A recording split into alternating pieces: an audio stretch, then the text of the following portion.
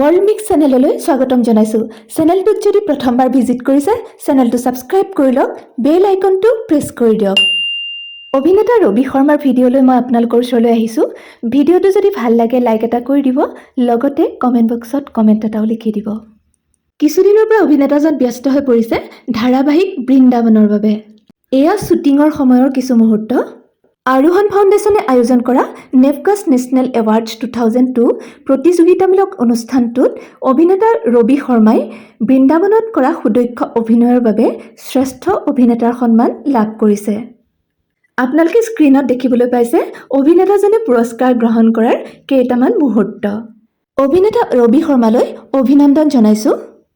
প্ৰতি বছৰে অসমলৈ অহা প্ৰলয় বানপানীৰ সংকটৰ সময়ত অভিনেতা ৰবি শৰ্মাই এই বিষয়ে কি পৰামৰ্শ দিলে শুনোৱা হওক। নমস্কাৰ, মই ৰবি শৰ্মা।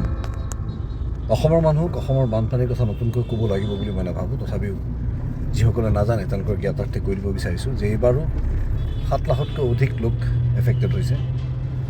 তাত শিশু আছে যি হয়তো খাবলৈ পোৱা নাই। বহু লোকৰ ঘৰৰ বয় বস্তুৰ ক্ষতি হৈছে। তেওঁলোকে ঘৰ দুৱাৰ এৰি থৈ আহি মুকলি আকাশৰ তলত শুবলগীয়া হৈছে।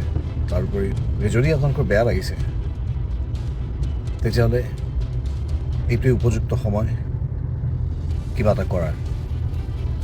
কাৰণ ষ্টুডেণ্টছ কেইজনমানে আৰম্ভ কৰা এটা NGO উই কেয়াৰ, যি আৰম্ভ কৰিছিলে বাটে পথে থকা জীৱ জন্তুক আহাৰ দিয়াৰ পৰা, আজি তেওঁলোকে বানপীড়িতসকলক সহায় কৰিবলৈ ওলাই আহিছে। বিভিন্ন ক্ৰাউড ফাণ্ডিঙৰ জৰিয়তে তেওঁলোকে সহায় কৰিবলৈ আগবাঢ়ি আহিছে। গতিকে মই ভাবোঁ যে আপোনালোকেও।